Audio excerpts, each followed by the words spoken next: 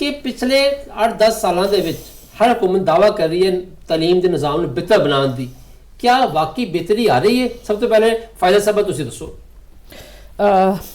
एक तो तुहाडा धन्यवाद कि तुसी रिजवान आसिफ साहब सानू इत्थे बुलाया। दूसरा मेरा मुबारकबाद एक्सप्रैस नूं जिन्हां ने पंजाबी चैनल शुरू किया।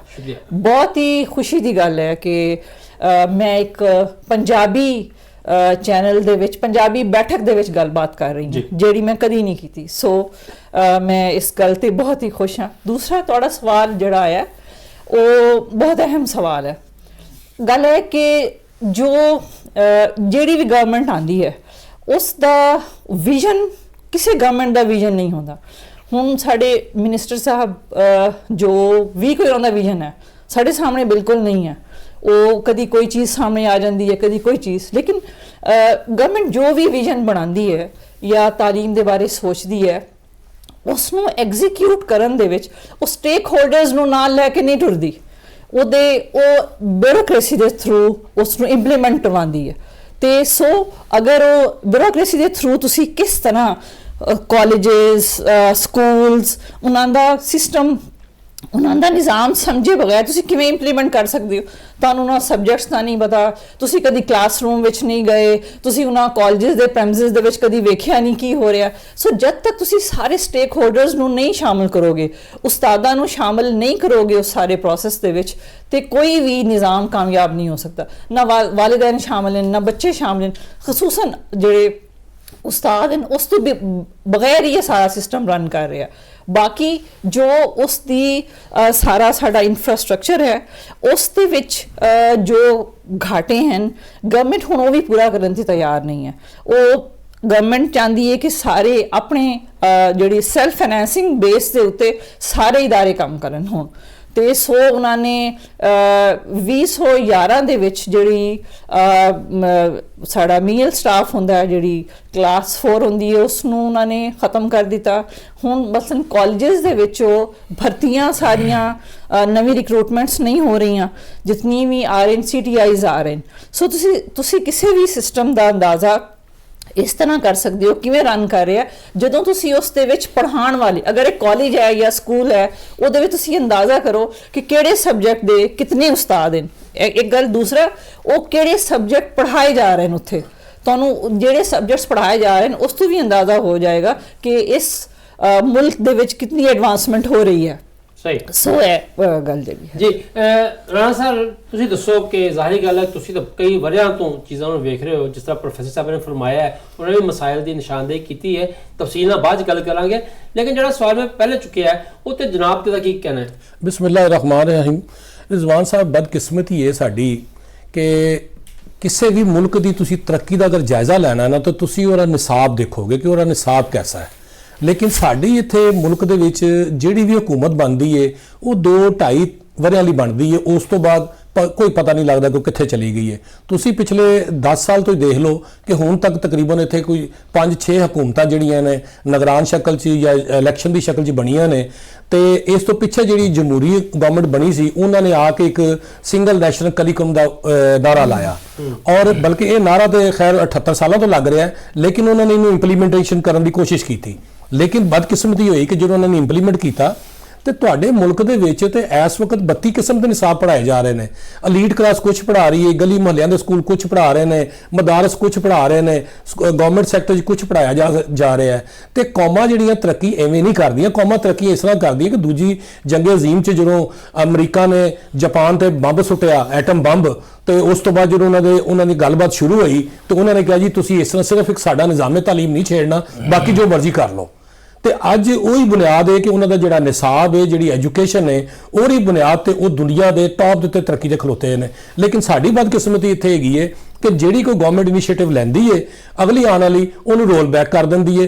तीसरी गल, असीं ते निसाब च तब्दीली भी जिहड़ी है बाहरों फंडिंग ते चंदियां दे करने आ कि सानू कोई पैसा देवे तो असीं कोई वफद बनाइए या टीम बनाइए, वो बैठ के गौर होश करे, तो जिहड़े पैसे देंदे ने वो नाल सानू आउटलाइन भी दे देंदे ने कि जी तुसीं इस तो बाहर नहीं जाना।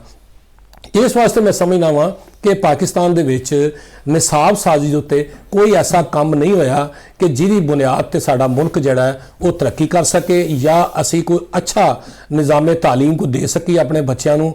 ਇਸ ਤਰ੍ਹਾਂ ਹੀ ਇਹ ਡੰਗ ਟਪਾਓ ਹੈਗਾ ਕਿ ਕਿਸੇ ਨੇ 3 ਸਾਲ ਹੀ ਬਣਾ ਲਿਆ, ਕਿਸੇ ਨੇ 2 ਸਾਲ ਹੀ ਬਣਾ ਲਿਆ। ਹੁਣ ਮੌਜੂਦਾ ਗਵਰਨਮੈਂਟ ਜਿਹੜੀ ਹੈ, ਇਹਨਾਂ ਨੇ ਜਦੋਂ ਆ ਕੇ ਦੇਖਿਆ ਕਿ ਨੈਸ਼ਨਲ ਸਿੰਗਲ ਕਰਿਕੂਲਮ ਤੇ ਵੀ ਅਮਲ ਦਰਾਮਦ ਨਹੀਂ ਹੋਇਆ, ਜਦੋਂ ਇਹਨਾਂ ਨੇ ਤਬਦੀਲੀਆਂ ਕੀਤੀਆਂ ਇਹ ਮੌਜੂਦਾ ਸੈਸ਼ਨ ਦੇ ਵਿੱਚ ਹੀ, ਤਾਂ ਤੁਸੀਂ ਦੇਖਿਆ ਕਿ ਫਿਰ ਇਹਨਾਂ ਨੂੰ ਸਮਾਰਟ ਸਿਲੇਬਸ ਲਿਆਉਣਾ ਪਿਆ। ਉਹਦੇ 'ਚ ਇੰਨਾ ਕੁ ਨਿਸਾਬ ਪਾ ਦਿੱਤਾ ਗਿਆ ਸੀ ਬੱਚਿਆਂ ਲਈ ਕਿ ਬੱਚੇ ਪਰੇਸ਼ਾਨ ਹੋ ਗਏ, ਵਾਲਿदैन ਪਰੇਸ਼ਾਨ ਹੋ ਗਏ ਕਿ ਸਾਡੇ ਬੱਚੇ ਦਿਨ ਰਾਤ ਵੀ ਪੜ੍ਹਨ ਤੇ ਇਹ ਕਿਤਾਬਾਂ ਖਤਮ ਨਹੀਂ ਹੋਣੀਆਂ। ਲੇਕਿਨ ਮੌਜੂਦਾ ਵਜ਼ੀਰ ਤਾਲੀਮ ਸਾਹਿਬ ਨੂੰ ਜਦੋਂ ਅਸੀਂ ਇਸ ਵਾਲੇ ਤਵੱਜੋ ਦਵਾਈ ਉਹਨਾਂ ਦੀ, ਉਹਨਾਂ ਨੇ ਫਿਰ ਟੀਚਰਸ ਨੂੰ ਵੀ ਸ਼ਾਮਲ ਕੀਤਾ, ਪੇਰੈਂਟਸ ਨੂੰ ਵੀ ਸ਼ਾਮਲ ਕੀਤਾ, ਪ੍ਰਾਈਵੇਟ ਸੈਕਟਰ ਨੂੰ ਵੀ ਸ਼ਾਮਲ ਕੀਤਾ। ਉਹਨਾਂ ਕਮੇਟੀਆਂ ਦੇ ਜ਼ਰੀਏ ਫਿਰ ਇੱਕ ਸਮਾਰਟ ਸਿਲੇਬਸ ਜਿਹੜਾ ਕਿ ਦੁਬਾਰਾ ਸਕੂਲਾਂ 'ਚ ਭੇਜਿਆ ਗਿਆ। ਹੁਣ ਅਗਲੇ ਸਾਲ ਦੇਖਦੇ ਹਾਂ ਕਿ ਕੀ ਆਉਂਦਾ ਹੈ। ਬਦਕਿਸਮਤੀ ਸਿਰ ਮੈਂ ਕਹਾਂਗਾ ਕਿ ਅਸੀਂ 78 ਸਾਲਾਂ ਦੇ ਵਿੱਚ ਕੋਈ ਐਸਾ ਇੱਕ ਨਿਸਾਬ ਜਾਂ ਕੁਆਲਿਟੀ ਆਫ ਐਜੂਕੇਸ਼ਨ ਲਈ ਕੋਈ ਐਸਾ ਪੈਰਾਮੀਟਰ ਤਿਆਰ ਨਹੀਂ ਕਰ ਸਕੇ ਕਿ ਜਿਹੜਾ ਪ੍ਰਾਈਵੇਟ ਸੈਕਟਰ ਨੂੰ ਔਰ ਗਵਰਨਮੈਂਟ ਸੈਕਟਰ ਨੂੰ ਔਰ ਮਦਾਰਸ ਨੂੰ, ਇਹਨਾਂ ਸਭ ਨੂੰ ਇੱਕ ਲਾਈਨ ਤੇ ਲੈ ਕੇ ਚੱਲ ਸਕੇ। ਸਹੀ। ਅਮਾਨੁੱਲਾ ਸਾਹਿਬ, ਮੈਂ ਇੱਕ ਐਡ ਕਰਨਾ ਚਾਹਾਂ ਜੀ ਫਰਮਾਓ ਜੀ। ਨਿਸਾਬ ਦੇ ਹਵਾਲੇ ਨਾਲ ਇੱਕ ਗੱਲ ਜਿਹੜੀ ਰਾਣਾ ਸਾਹਿਬ ਨੇ ਕੀਤੀ ਹੈ ਕਿ ਉਹਨਾਂ ਨੇ ਨਿਸਾਬ ਦੇ ਵਿੱਚ ਜਿਹੜੇ ਟੀਚਰਸ ਨੂੰ ਬੁਲਾਇਆ, ਮਤਲਬ ਕਾਲਜ ਟੀਚਰਸ ਨੂੰ ਬੁਲਾਇਆ ਤੇ ਉਹਨਾਂ ਨੂੰ ਕਿਹਾ ਕਿ ਤੁਸੀਂ ਪੈਕਟਾ ਵਾਲਿਆਂ ਨੇ ਕਿ ਤੁਸੀਂ ਕੰਟੈਂਟ ਨੂੰ ਨਹੀਂ ਛੇੜਨਾ, ਤੁਸੀਂ ਸਿਰਫ ਇਮਲਾ ਵਗੈਰਾ ਠੀਕ ਕਰਨੀ ਹੈ। ਤੇ ਸਾਡੇ ਕਾਲਜ ਟੀਚਰ ਜਾਂਦੇ ਰਹੇ ਤੇ ਅਸੀਂ ਯਾਨੀ ਉਹਦਾ ਕੰਟੈਂਟ ਹੀ ਠੀਕ ਨਹੀਂ ਹੈ। ਤੇ ਬੁਨਿਆਦੀ ਤੌਰ ਤੇ ਤੁਸੀਂ ਕੰਟੈਂਟ ਹੁਣ ਅੱਜ ਦਾ ਜਦੀਦ ਕੰਟੈਂਟ ਕਿਸ ਤਰ੍ਹਾਂ ਦਾ ਹੋਣਾ ਚਾਹੀਦਾ, ਜਿਸ ਦੇ ਵਿੱਚ ਤੁਸੀਂ ਵਿਮਨ ਦੀ ਰਿਸਪੈਕਟ ਸਿਖਾਓ, ਵਿਮਨ ਦੀ ਪੜ੍ਹਾਈ ਲਿਖਾਈ, ਫਿਰ এনवायरमेंटल ਜਿਹੜੇ ਇਸ਼ੂਜ਼, ਬਹੁਤ ਸਾਰੇ ਇਸ਼ੂਜ਼ ਹਨ ਜਿਹੜੇ AI ਰਿਲੇਟਡ ਇਸ਼ੂਜ਼ ਵਗੈਰਾ ਸਾਹਮਣੇ, ਉਹ ਹੀ ਨਹੀਂ ਹੈ ਉਸ ਦਾ ਹਿੱਸਾ। ਅਮਾਨੁੱਲਾ ਸਾਹਿਬ, ਤੁਸੀਂ ਦੱਸੋ, ਜਿਹੜਾ ਪਹਿਲਾ ਸਵਾਲ ਮੇਰਾ ਹੈ ਤੇ ਜਨਾਬ ਦੀ ਕੀ ਰਾਏ ਹੈ, ਕੁਆਲਿਟੀ ਆਫ ਐਜੂਕੇਸ਼ਨ, ਹਕੂਮਤਾਂ ਦੇ ਦਾਅਵੇ, ਜਨਾਬ ਕੀ ਕਹਿੰਦੇ ਨੇ? ਜੀ ਰਿਜ਼ਵਾਨ ਸਾਹਿਬ, ਤੁਹਾਡਾ ਬਹੁਤ ਬਹੁਤ ਸ਼ੁਕਰੀਆ ਕਿ ਤੁਸੀਂ ਸਭ ਤੋਂ ਅਹਿਮ ਮੌਜੂ, ਕਿਸੇ ਵੀ ਮੁਲਕ ਦੀ ਤਰੱਕੀ ਦਾ ਜਿਹੜਾ ਰਾਜ਼ ਹੁੰਦਾ ਨਾ, ਉਹ ਉਹਦੀ ਤਾਲੀਮ ਦੇ ਵਿੱਚ ਹੁੰਦਾ ਹੈ ਔਰ ਉਹਦੇ ਨਾਲ ਹੀ ਮੁਲਕ ਅੱਗੇ ਵੱਧਦੇ ਨੇ। ਔਰ ਸਾਡੀ ਕਹਿ ਲਓ ਅਲਮੀਆ ਇਹ ਰਿਹਾ ਹੈ ਕਿ ਸਾਡੇ ਨਵੇਂ ਮਿਨਿਸਟਰਸ ਆਉਂਦੇ ਨੇ, ਬਿਊਰੋਕ੍ਰੇਸੀਜ਼ ਨਵੀਆਂ ਆਉਂਦੀਆਂ, ਲੇਕਿਨ ਪਾਲਿਸੀਜ਼, ਰੂਲਸ ਵਗੈਰਾ ਜਿਹੜੇ ਬਿਲਕੁਲ ਪਿਛਲਾ ਚੱਲਦਾ ਹੁੰਦਾ, ਬਜਾਏ ਉਹਨੂੰ ਕਿ ਉਹਦੇ 'ਚ ਬਿਹਤਰੀ ਲੈ ਕੇ ਆਵਣ, ਉਹ ਮਜ਼ੀਦ ਟੋਟਲੀ ਚੇਂਜ ਕਰਕੇ ਆਪਣੇ ਦਿਮਾਗ, ਆਪਣੀ ਅਕਲ ਨਾਲ ਨਵਾਂ ਕੰਮ ਸ਼ੁਰੂ ਕਰ ਦਿੰਦੇ ਨੇ, ਜਿੰਦੇ ਵਿੱਚ ਬੜੇ ਮਸਾਇਲ ਆਉਂਦੇ ਨੇ। ਕੁਝ ਅਲਮੀਆ ਸਾਡਾ ਇਹ ਰਿਹਾ ਹੈ ਕਿ ਐਜੂਕੇਸ਼ਨ ਦੇ ਵਿੱਚ ਜਿਹੜੇ ਸਾਡੇ 3-4 ਪਿਲਰਸ ਨੇ ਨਾ, ਵਾਲਿदैन, ਬੱਚੇ, ਉਸਤਾਦ ਔਰ ਉਸ ਤੋਂ ਬਾਅਦ ਪਾਲਿਸੀ ਮੇਕਰਸ, ਇਹ 4 ਮੇਨ ਉਹਦੇ ਕੋਰ ਪੁਆਇੰਟਸ ਨੇ। ਔਰ ਇਹਦੀ ਸਭ ਤੋਂ ਵੱਡਾ ਮਸਲਾ ਹੈ ਕਿ ਤਿੰਨਾਂ ਨਾਲ ਟੱਚਿੰਗ ਨਹੀਂ ਹੁੰਦੀ, ਤਿੰਨਾਂ ਕੋਲੇ ਪੁੱਛਿਆ ਨਹੀਂ ਜਾਂਦਾ ਕਿ ਅਸੀਂ ਕਿਸੇ ਮਾਮਲੇ ਨਾਲ ਇਹਨੂੰ ਬਿਹਤਰੀ ਕਿਵੇਂ ਲੈ ਕੇ ਆਈਏ, ਕਿਸ ਤਰ੍ਹਾਂ ਕਰੀਏ। ਵਾਲਿदैन, ਬੱਚੇ, ਉਸਤਾਦ ਸਾਈਡ ਤੇ ਨੇ ਜੀ, ਬਿਲਕੁਲ ਉਹਨਾਂ ਕੋਲ ਰਾਏ ਲੈ ਨਹੀਂ ਜਾਂਦੀ, ਟੋਟਲੀ ਉੱਤੇ ਬੈਠੇ ਆ। ਦੇਖੋ ਜੀ, ਰਾਣਾ ਸਾਹਿਬ ਨੇ ਗੱਲ ਕੀਤੀ ਕਿਤਾਬਾਂ ਦੀ ਕਿ ਉਹਦੇ ਵਿੱਚ ਕੀ ਪ੍ਰੋਬਲਮ ਕੀ ਹੈ, ਮੈਂ ਤੁਹਾਨੂੰ ਇੱਕ ਮਿਸਾਲ ਦੇ ਕੇ ਸਮਝਾਣਾ ਕਿ ਬੁੱਕਸ ਆਈਆਂ ਜਿਵੇਂ ਕੰਪਿਊਟਰ ਦੀਆਂ, ਟੋਟਲੀ ਜਿਸ ਤਰ੍ਹਾਂ ਚੈਟ GPT ਤੋਂ ਕਾਪੀ ਕਰਕੇ ਇੰਗਲਿਸ਼ ਵਰਜ਼ਨ ਨੂੰ ਉਰਦੂ ਵਰਜ਼ਨ ਲੈ ਕੇ ਆਂਦਾ ਕਿ ਮਾਊਸ ਦਾ ਤਰਜਮਾ ਜਿਹੜਾ ਉਰਦੂ ਦੇ ਵਿੱਚ ਚੂਹਾ ਲਿਖਿਆ ਹੋਇਆ ਕਿਤਾਬ ਦੇ ਵਿੱਚ। ਅੱਛਾ, ਹਾਂਜੀ, ਇਹ ਮੌਜੂਦ ਸੀ ਔਰ ਦੁਬਾਰਾ ਇਹਦੇ ਤੇ ਬੜਾ ਸ਼ੋਰ ਡਾਲਿਆ ਗਿਆ ਕਿ ਤੁਸੀਂ ਕਮ ਅਜ਼ ਕਮ ਦੇਖੇ ਜਾਓ ਕਿ ਆਇਆ ਇਹ ਬੱਚੇ ਪੜ੍ਹ ਸਕਦੇ, ਕਵਰ ਕਰ ਸਕਦੇ ਨੇ ਕਿ ਨਹੀਂ ਕਰ ਸਕਦੇ। ਇੱਥੋਂ ਤੱਕ ਕਿ ਐਸੇ ਅਲਫਾਜ਼ ਵੀ ਸ਼ਾਮਿਲ ਸੀ ਕਿ ਉਸਤਾਜ਼ਾਂ ਨੂੰ, ਟੀਚਰਸ ਨੂੰ ਵੀ ਉਹ ਅਲਫਾਜ਼ ਜਿਹੜੇ ਸੀ ਕਮ ਅਜ਼ ਕਮ ਡਿਕਸ਼ਨਰੀ ਦੇਖਣੇ ਪੈਂਦੇ ਸੀ ਕਿ ਉਹ ਬੱਚਿਆਂ ਦੇ ਕੈਲੀਪਰ। ਫਿਰ ਦੇਖੋ ਦਿਹਾਤ ਦੇ ਵਿੱਚ ਤੇ ਸ਼ਹਿਰ ਦੇ ਵਿੱਚ ਬੱਚੇ ਦੀ ਮੈਂਟੈਲਿਟੀ ਦਾ ਬੜਾ ਫਰਕ ਹੁੰਦਾ ਹੈ, ਸੋਚ ਦਾ ਫਰਕ ਹੁੰਦਾ, ਬਿਲਕੁਲ ਸਹੀ। ਉਹਨਾਂ ਨੂੰ ਦੇਖਿਆ ਜਾਂਦਾ ਹੈ ਕਿ ਅਸੀਂ ਜਿਹੜਾ ਸਿਲੇਬਸ ਬਣਾ ਰਹੇ ਹਾਂ, ਜਿਹੜੇ ਕਿਤਾਬਾਂ ਬਣਾਈਆਂ ਗਈਆਂ, ਯੂਨੀਵਰਸਿਟੀ ਲੈਵਲ ਦੇ ਪ੍ਰੋਫੈਸਰ ਹਾਇਰ ਕੀਤੇ ਗਏ, ਉਹਨਾਂ ਕਿਤਾਬਾਂ ਜਿਨ੍ਹਾਂ ਨੂੰ ਪਤਾ ਹੀ ਨਹੀਂ ਹੈ ਕਿ ਸਕੂਲ ਲੈਵਲ ਦੇ ਥੱਲੇ ਬੱਚਿਆਂ ਦੀ ਮੈਂਟੈਲਿਟੀ ਕੀ ਹੈ, ਉਹਨਾਂ ਦਾ ਜ਼ਿਹਨ ਕਿਸ ਤਰ੍ਹਾਂ ਦਾ ਹੈ, ਕਿਆ ਉਹ ਪੜ੍ਹ ਵੀ ਸਕਣਦੇ ਕਿ ਨਹੀਂ ਪੜ੍ਹ ਸਕਣਦੇ। ਫਿਰ ਉਹਦੀ ਕਿਤਾਬ ਬਹੁਤ ਜ਼ਿਆਦਾ ਸਿਲੇਬਸ ਇਹਨਾਂ ਰੱਖ ਦਿੱਤਾ ਕਿ ਜਿਵੇਂ ਕੰਪਿਊਟਰ ਦੀ ਕਿਤਾਬ ਦੀ ਮੈਂ ਮਿਸਾਲ ਦੇਣਾ ਕਿ ਸਾਲ 'ਚ 360 ਦਿਨ ਹੁੰਦੇ ਨੇ, 380 ਹੁੰਦੇ ਸਫੇ ਨੇ, ਰੋਜ਼ ਦਾ ਵੀ ਟੀਚਰ ਇੱਕ ਸਫਾ। ਹਾਲਾਂਕਿ ਪੂਰੇ ਸਾਲ 'ਚ ਗਰਮੀਆਂ ਛੁੱਟੀਆਂ ਵੀ ਆਉਂਦੀਆਂ, ਸਰਦੀਆਂ ਛੁੱਟੀਆਂ ਵੀ ਆਉਂਦੀਆਂ, ਟੀਚਰ ਡਿਊਟੀਆਂ ਵੀ ਲੱਗਦੀਆਂ, ਬੜੀ ਮੁਸ਼ਕਲ ਦੇ ਨਾਲ 200 ਦਿਨ ਵੀ ਨਹੀਂ ਬਚਦੇ ਕਿ ਇੱਕ ਟੀਚਰ ਰੋਜ਼ਾਨਾ ਦਾ ਵੀ ਸਫਾ ਪੜ੍ਹਾਵੇ ਬਗੈਰ ਛੁੱਟੀ ਤੋਂ ਬਗੈਰ, ਫਿਰ ਵੀ ਸਿਲੇਬਸ ਕਵਰ ਨਹੀਂ ਹੁੰਦਾ।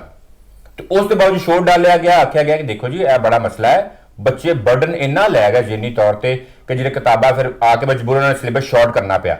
ਲੇਕਿਨ ਹਾਲੇ ਵੀ ਉਹਦੇ ਤੇ ਟੀਚਰਸ ਨੂੰ ਬੁਲਾਇਆ ਗਿਆ ਕਿ ਜੀ ਕੋਰ ਤਬਦੀਲ ਨਹੀਂ ਹੋਏਗਾ, ਤੁਸੀਂ ਛੋਟੇ ਮੋਟੇ ਚੀਜ਼ਾਂ ਗਲਤੀਆਂ ਵਗੈਰਾ ਉਹ ਦੱਸ ਦਿਓ। ਇਸ ਵਾਸਤੇ ਕੁਝ ਚੀਜ਼ਾਂ ਨੇ, ਦੇਖੋ ਸਭ ਤੋਂ ਜ਼ਰੂਰੀ ਹੈ ਟੀਚਰ ਦੀ ਟ੍ਰੇਨਿੰਗ ਕਿ ਉਸਤਾਦ ਜਿਹੜਾ ਕਮ ਅਜ਼ ਕਮ ਮਾਸਟਰਸ ਡਿਗਰੀ ਕਰਕੇ ਆਂਦਾ ਨਾਲ ਉਹਨੂੰ ਸਿਰਫ 40 ਦਿਨ ਦੀ ਛੋਟੀ ਮੋਟੀ ਟ੍ਰੇਨਿੰਗ ਤੇ ਦਿਲਵਾਉਂਦੇ ਨੇ ਔਰ ਦਿਲਵਾਉਣ ਤੋਂ ਬਾਅਦ ਕਹਿੰਦੇ ਲਓ ਜੀ ਤੁਸੀਂ ਪੜ੍ਹਾਉਣਾ ਸ਼ੁਰੂ ਕਰ ਦਿਓ। ਹਾਲਾਂਕਿ ਹੋਣਾ ਇਹ ਚਾਹੀਦਾ ਸੀ ਕਮ ਅਜ਼ ਕਮ, ਜਿਸ ਤਰ੍ਹਾਂ ਉਹਨੂੰ ਸਾਲ ਦੀ 2 ਸਾਲ ਦੀ ਪ੍ਰੋਪਰ ਟ੍ਰੇਨਿੰਗ ਹੁੰਦੀ। ਦੇਖੋ ਪੜ੍ਹ ਕੇ ਆਣਾ ਇੱਕ ਹੋਰ ਚੀਜ਼ ਹੈ, ਪੜ੍ਹਾਉਣਾ ਇੱਕ ਹੋਰ ਚੀਜ਼ ਹੈ। ਇਹਦੇ ਵਿੱਚ ਬੜਾ ਫਰਕ ਹੁੰਦਾ, ਜ਼ਮੀਨ ਅਸਮਾਨ। ਇੱਕ ਬੱਚਾ ਬੜਾ ਟੌਪਰ ਹੈ ਅੱਛਾ ਯੂਨੀਵਰਸਿਟੀ ਦਾ, ਲੇਕਿਨ ਹਰ ਟੌਪਰ ਬੱਚਾ ਹਰ ਅੱਛਾ ਟੀਚਰ ਲਾਜ਼ਮੀ ਨਹੀਂ ਬਣ ਸਕਦਾ। ਉਹਦੇ ਵਾਸਤੇ ਟ੍ਰੇਨਿੰਗ ਚਾਹੀਦੀ ਹੈ ਕਿ ਉਹਨੂੰ ਬੱਚੇ ਦੀ ਮੈਂਟੈਲਿਟੀ ਤੇ ਜਾ ਕੇ ਕਮ ਅਜ਼ ਕਮ ਉਹਨੂੰ ਸਿਖਾ ਸਕੇ, ਪੜ੍ਹਾ ਸਕੇ, ਸਮਝਾ ਸਕੇ। ਤੇ ਇਸ ਵਾਸਤੇ ਜਦੋਂ ਵੀ ਕੋਈ ਪਾਲਿਸੀ ਬਣਦੀ, ਕਮ ਅਜ਼ ਕਮ ਜਿਹੜੇ ਸਟੇਕ ਹੋਲਡਰਸ ਨੇ, ਬੱਚੇ ਨੇ ਦੇਖੇ ਜਾਣ ਦਿਹਾਤ ਦੇ ਵਿੱਚ ਮੈਂਟਲ ਲੈਵਲ ਕੀ ਹੈ, ਸ਼ਹਿਰਾਂ ਦੇ ਵਿੱਚ ਕੀ ਸਹੂਲੀਅਤ ਦਾ ਬੜਾ ਜ਼ਮੀਨ ਅਸਮਾਨ ਦਾ ਫਰਕ ਹੈ।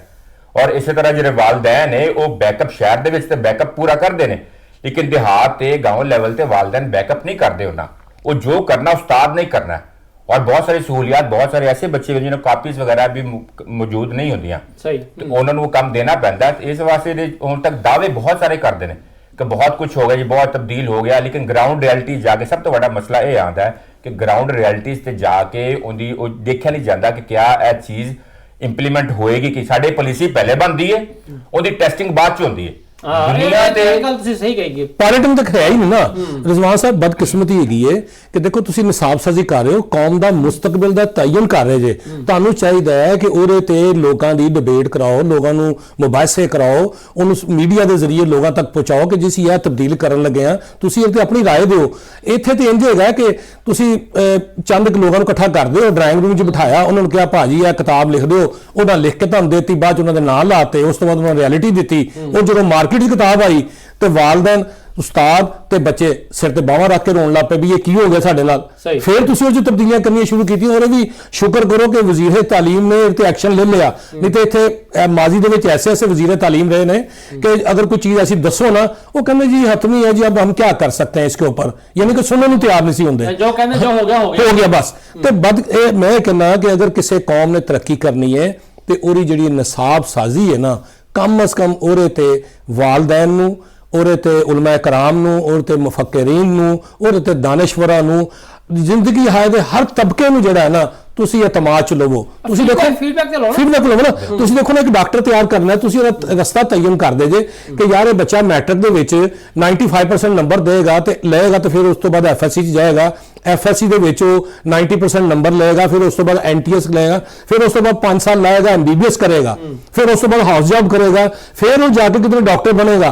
ਇੱਥੇ ਤੇ ਇਸ ਮੁਲਕ ਦੀ ਬਦਕਿਸਮਤੀ ਹੈ ਕਿ ਤੁਸੀਂ ਉਸਤਾਦ ਬਣਨ ਲਈ ਤਾਂ ਕੋਈ ਮਿਆਰ ਹੀ ਨਹੀਂ ਮੁਕਰਰ ਕੀਤਾ, ਉੱਤੋਂ ਤੁਸੀਂ ਕਹਿੰਦੇ ਜੀ ਅਸੀਂ ਲਾਇਸੈਂਸਿੰਗ ਸ਼ੁਰੂ ਕਰ ਦੇਣੀ ਹੈ। ਬਈ ਇਹ रक्षा ड्राइवर जिन्होंने तुसीं लाइसेंस देना है, बई तुसीं उस्ताद तैयार करो, उस्ताद दा एक लाइन एक रस्ता तैयार करो कि मैट्रिक तो बाद वो ये सब्जेक्ट पढ़ेगा, पढ़न तो बाद वो ट्रेनिंग करेगा, ट्रेनिंग करने तो बाद वो क्लासरूम च जाएगा, ताकि वो बच्चों की जिंदगी की जिहड़ी गड्डी है उन्हें अगे लैके चल सके।